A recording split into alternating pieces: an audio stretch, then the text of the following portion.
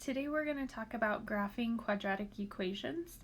Before we begin, there is some vocabulary that you will need to learn. The first one is parabola. That is what we call the graph of a quadratic function. Next we have vertex form. So that's f of x is equal to a times x minus h squared plus k. This is very, very similar to our absolute value function, and everything does the same thing. The a, h, and k, they all do the same thing. Okay, so if you remember absolute values, this should go pretty quick. The next one is axis of symmetry. That is a line that divides the parabola into two mirror images. Last but not least, we have vertex, which is your h and k. Now your vertex on your graph, it is either the lowest point, which is called a minimum, or the highest point, which we call a maximum. Okay, but those highest and lowest points, that's your vertex. Now let's look at the parent function. This is the original y equals x squared. So I've laid out some x values here that we are going to plug in to y equals x squared. So if I plug in -2, well, -2 squared, -2 times -2 is positive 4. If I plug in -1, -1 times -1 is positive 1. 0 squared is 0. 1 squared is 1. 2 squared is 4. So these are the points that I'm going to plot on my graph here.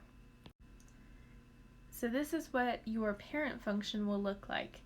The graph is in the shape of a U. It is smooth and curved, unlike our absolute value, which is straight lines. Now let's look at the axis of symmetry. It's this invisible line here right down the middle that cuts this parabola in half. The axis of symmetry is a vertical line, so it's x equals, and in this case, it is x equals 0, okay, because that is the x value. The vertex, remember this lowest point here, in this case it is a minimum. The vertex is at 0, 0. And now we have the a value. So if you remember in our vertex form, y equals a x minus h squared plus k. The a value, a really easy way to find the a value is look to the point directly to the right. So 1 unit to the right. In this case, we go up 1 over 1. Therefore, your a value is 1. Now let's look at the transformations. So we have a, h, and k. So your a is your stretch or compression.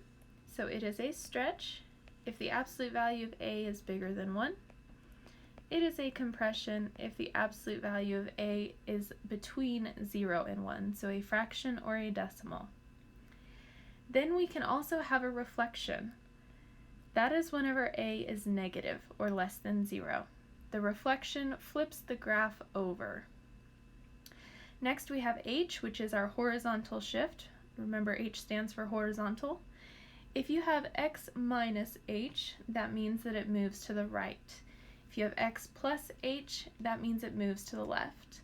Now remember, whenever you are naming your vertex, you always have to switch the sign of your h. Last but not least, we have the k. That is your vertical shift. And this one is pretty straightforward. If k is positive, you move up. If k is negative, you go down. Now let's look at actual graphing. So we have f of x is equal to 2 times x minus 1 squared plus 3. On top, I am going to write my transformation function. So a times x minus h squared plus k. This will identify your a's, h's, and k's. So your a here is 2. Your h, remember you have to switch the sign, so it is a positive 1. And your k is 3. So if you remember, your vertex is your h and k. So in this case, it would be 1, 3. That is what you're going to start with whenever you start to graph. So start with the vertex 1, 3. So that's that point right there. Next, I'm going to pick an x value to the left and right of that vertex. So in this case, I will pick 0 and 2. And I will plug these values into the equation to get out some y values. So if you plug 0 into that equation, you would get 2 times 0 minus 1 squared plus 3, which if you simplify that all out, you will get 5. So when x is 0, y is 5, which is that point right there. And because a parabola is symmetric, if I go 1 unit to the right, it will also be 5. So this is my parabola.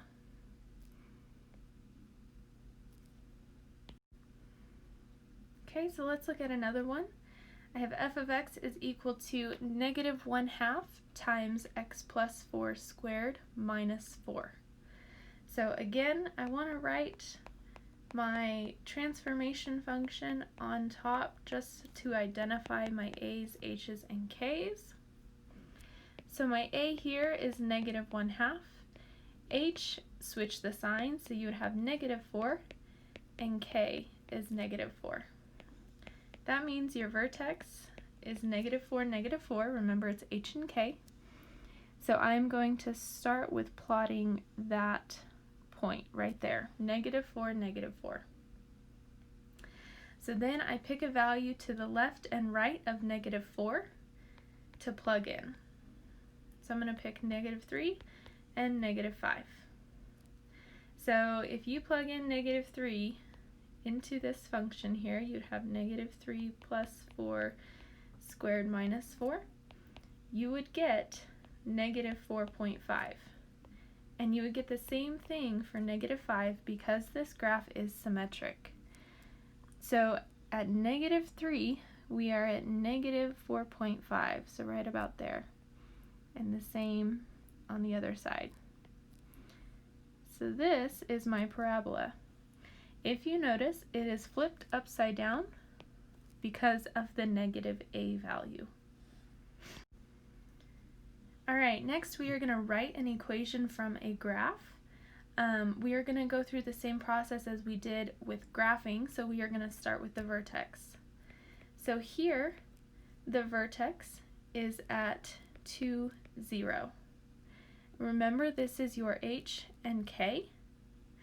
And then we need to look for the a value. So if you go 1 unit to the right, how do you get there? You go up 1 over 1.